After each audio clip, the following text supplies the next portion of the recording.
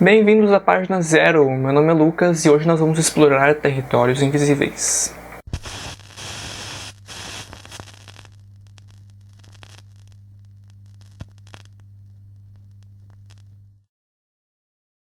Então, Territórios Invisíveis é o primeiro romance da Nickelin Witter. Eu acho que assim que se pronuncia o nome dela, Nickelin Witter. E eu fico um pouco tenso, como eu falei na minha resenha escrita, para falar desse livro, porque a Nickelin, ela é aqui da minha cidade. Ela mora aqui em Santa Maria. Eu tive 2 chances de conhecer ela pessoalmente, só que eu não pude. A primeira foi no lançamento desse livro, né, dos Territórios Invisíveis, que foi numa livraria que eu gosto muito aqui da minha cidade, só que eu não pude ir. E a segunda foi num encontro tipo uma conversa sobre fantasias, só que eu também não pude ir porque eu estava trabalhando. Então eu tive 2 chances para me encontrar com ela e não pude ir. E além disso, ela é professora universitária e eu vou estudar na mesma instituição que ela dá aula. Então eu tenho que tomar cuidado com o que eu vou falar nessa resenha, porque eu posso me encontrar com ela nos corredores depois. Mas tô brincando, assim, acho que a gente tem aquela propensão, né, a falar bem do livro, porque a pessoa pode ver. Tipo, se fosse um autor de fora aí que nunca vai ver meu vídeo, eu vou lascar o pau, né, então nem quer saber. Mas eu tô brincando, não vou falar mal do livro. Mas teve algumas coisinhas que eu não gostei tanto. E eu vou dar minha opinião sincera aqui. Então, Nickelin, se estiver vendo esse vídeo, desculpa. Mas é a minha opinião, sabe? Eu não sou formado em nada, não sou formado em literatura nem letras, mas eu gosto de ler e eu tenho minha opinião formada sobre esse livro. Vamos a ela. Primeiramente, na história. Territórios Invisíveis, então, conta a história de 5 crianças, né? Seria os gêmeos, né? Que são, digamos, não são protagonistas, mas são quem começa a história. São os gêmeos, a Ariadna e o Hector. Eles perderam a mãe. Perderam entre aspas, né? Porque ela simplesmente sumiu. Ela foi embora. E aí a Marina.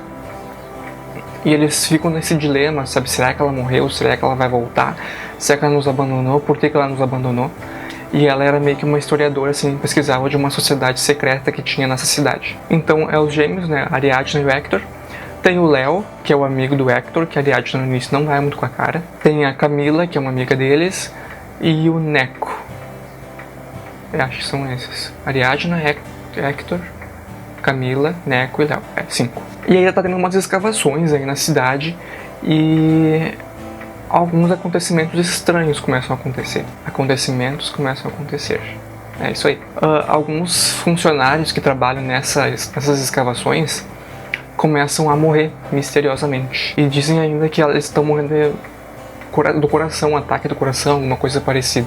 Como, né, o chefe lá das obras morreu, chamam o pai do Hector e da Ariadna para trabalhar, porque ele é engenheiro e vai trabalhar lá, substituir o cara que morreu.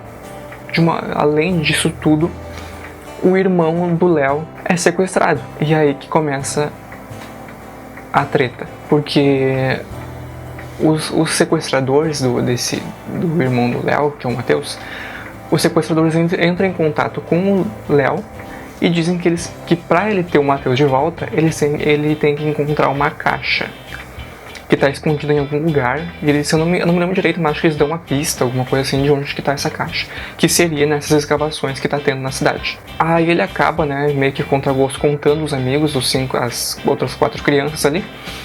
E os 5 embarcam nessa aventura inesperada de encontrar essa caixa e tentar encontrar o irmão do Léo. E no caminho, né, no desenrolar da história, eles acabam encontrando um mundo totalmente diferente do que eles esperavam, que eles não imaginavam que era real. Né, então tudo começa quando eles embarcam num navio pirata, né, que é um navio meio que fantasma, assim, não era... Que dá a impressão, né, porque ninguém vê o navio, e eles veem e acabam embarcando nesse navio. E nesse navio eles acabam encontrando umas criaturas muito estranhas. E essas criaturas estranhas levam, né, as crianças com a caixa que o Léo encontrou para uma ilha chamada Ivimarã. E lá nessa ilha, Ivimarã, eles acabam conhecendo, né, toda a mitologia que a Nickelin criou nesse livro. E descobrem por que eles estão correndo perigo, por que eles foram escolhidos, por que tá dando esse rolo todo com eles. Basicamente é essa história. Então nessa ilha eles acabam descobrindo, né, aprendendo que quem são as criaturas que são os... Eu não sei como se pronuncia, acho que é Solai, acho que é Solai, acho que é Solai. Que são criaturas que não são imortais, mas são quase, que são pessoas que vivem muito, vivem 200, 300 anos. Então tem os Solai, que são essas criaturas assim, tem a Irmandade, tem os Cavaleiros do Sol, tem os Mercadores, que são os Solais meio que renegados, assim. É meio confuso, assim, uma mitologia meio confusa.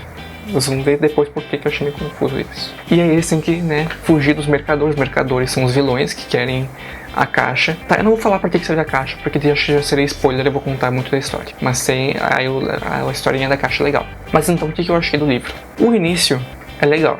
Gostei, sabe? A classificação aqui que diz no livro é juvenil, literatura juvenil. E o início do livro é bem isso, sabe? É um vocabulário bem simples, é uma narrativa bem simples.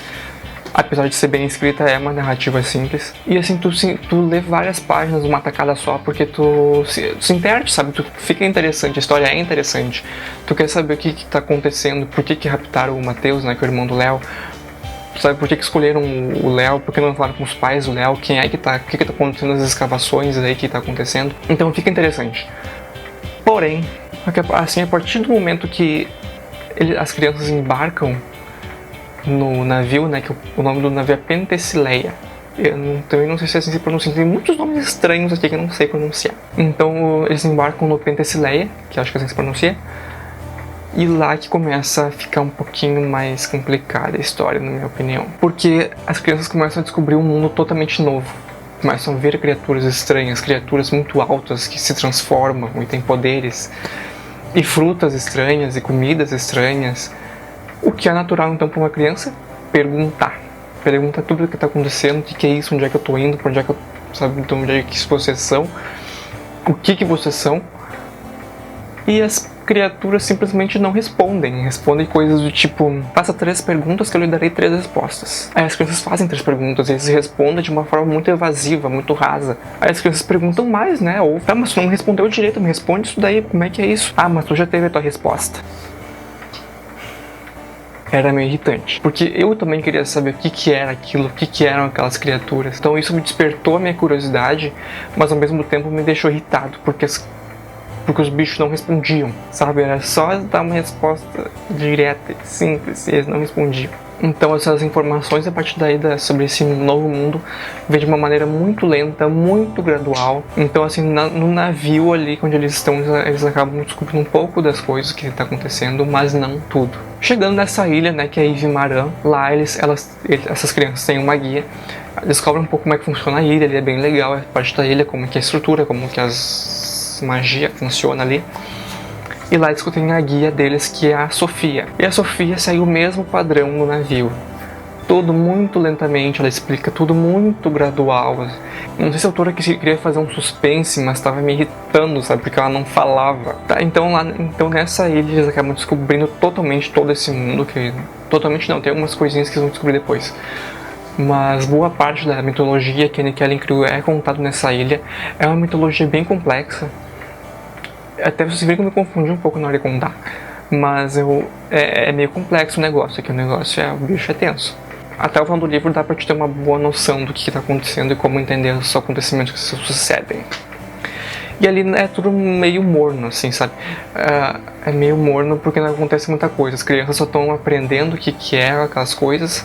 E não tem muita aventura, não tem muita emoção nessa parte. Mas perto lá do final deles na estada, na ilha da Ivimaran, que é uma ilha bem legal, as criaturas, né, que são os lagoões que moram nessa ilha, cada um tem de um jeito, então tem muitas exceções nessa mitologia, mas são bem legais essas criaturas. Chega um momento que eles têm que fugir dessa ilha, que aí o bicho começa a pegar mesmo, e aí eles têm que fugir da ilha, aí a história fica interessante de novo, sabe? Aí tem mais emoção. Acho que a Nick Allen teve mais liberdade de criar e de, né, criar essa história, de criar mais aventura, porque teve muito desafio inesperado, teve coisas que eu não esperava que acontecessem e aconteceram, então isso foi muito legal, assim. Eles acabam saindo da ilha, voltando para o mundo real, e aí vai se encaminhar pro desfecho da história. Então, assim, a partir desse momento a minha leitura fluiu, eu li acho que umas 100 páginas, mais de 100 páginas, ontem, né, que eu terminei o livro ontem. Então, no final a história melhora um pouco de novo. Uma coisa que também eu não gostei muito, só tô dando ponto negativo aqui, mas acabou de dizer os positivos daqui um pouquinho. Uma coisa que eu não gostei muito foi que em nenhum momento da história é citado o nome da cidade que está tendo essas escavações ou onde que a história está ocorrendo, antes deles irem para os territórios invisíveis. Não é contado nem a cidade ou o país, nem em que ano está acontecendo. Pontos positivos. Os personagens são muito bem construídos. Assim, eu gostei principalmente os 5 principais ali. Eu simpatizei bastante assim, com alguns e com outros nem tanto. Cada personagem tem suas características bem definidas, né? Os gêmeos ali implicando um com o outro sempre. No início a Ariadne implica muito com o Léo, mas acho que depois que ela vê que ele perdeu o irmão, ela meio que dá uma maneirada assim e fica meio amigo dele. Então isso eu achei legal, assim, os personagens são bem construídos na sua personalidade, no seu modo de ser. Então tu acaba gostando mais de um ou de outro. Então isso eu achei bem legal, inclusive, né, os aspectos psicológicos deles. De tipo o Hector e a Ariadne, né, que perderam a mãe. Isso é bem presente assim na vida, no jeito de ser deles até o final, assim, porque no final é proposto um desafio muito grande para eles e isso meio que pesa na consciência deles, e acho que isso ficou bem claro. Isso eu achei bem legal. A narrativa, né, a Nickelin escreve muito bem, né, ela é historiadora, né, então ela ajuda pra coisa. No início o livro tem uma linguagem bem simples, mas no decorrer eu percebi que a narrativa dela, a escrita dela ficou mais densa. Teve umas, claro, não muito densa, mas teve umas palavras mais rebuscadas ali. Eu vi até num momento ali, até eu achei meio estranho para um livro juvenil, ela escreveu um pesadelo kafkaniano. Nem eu sei que é um pesadelo kafkaniano, eu sei que tem a ver com Kafka, mas eu nunca li nada dele. Então tem umas palavras ali meio bruxas. Então, de maneira geral, assim, se eu fosse colocar num gráfico a minha empolgação e meu interesse pelo livro, no início então ele tava lá em cima, né, tipo, a história bombando, tá legal. Aí eles embarcaram pro navio, começou a cair, foram pra ilha, caiu no máximo, e depois subiu na fuga deles de Ivimarã pro desfecho da história, que no final da história o negócio bomba, fica louco, o negócio fica louco. Inclusive o final ali, a cartada final, acho que o clímax que o Hector que meio que salva a pátria, assim, no último momento. Eu achei bem interessante, bem inteligente por parte da Nickelin. O livro tem ilustrações. As ilustrações são do Carlos Rocha. Aqui esse sol aqui da capa foi ele que fez também. A única ilustração que eu não gostei foi esse sol, porque não condiz em nada com o sol que é descrito no livro.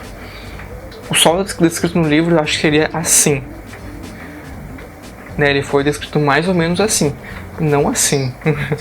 Né, esse ficou bonitinho e tal, mas não foi assim descrito assim no livro. Então sempre antes de cada capítulo, pelo menos no início, sempre tem uma ilustração dizendo o que vai acontecer no próximo capítulo. Então tem ilustrações de 2 páginas. Aqui eles lá nas escavações, já procurando a caixa. Foram muito bem feitas essas ilustrações. Aqui a primeira ilustração, que é de 110 anos antes, os carinha lá, que vão começar tudo. Tá aqui a Nickelin.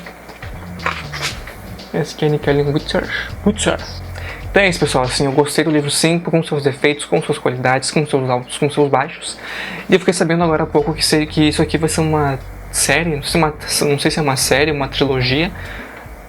E acho que eu vou ler assim o próximo. Acho que eu vou ler o próximo, eu quero saber o que vai acontecer com essas crianças, porque o final também ele é bem reticente. Ele dá um quê de vai ter mais por aí. Então eu vou ler assim o próximo. Então eu espero que vocês tenham gostado. Eu já comecei a ler o próximo livro que vai ser resenhado aqui. Eu espero terminar ele antes do final do ano. Eu tô lendo agora O Oceano no Fim do Caminho, do Neil Gaiman. Tô gostando bastante. Ele é curtinho, né? Acho que eu vou conseguir terminar até o fim de 2013. Então eu espero que tenham gostado. Clique em gostei aí para dar uma força. Compartilhe com os amigos, curte a página lá no Facebook, facebook.com/apagina0. Acesse o blog, lá eu viajo na maionese um pouco, eu posto uns textos, eu filosofo. Então vai lá na página 0.wordpress.com e até a próxima, espero voltar aqui em breve. Tchau!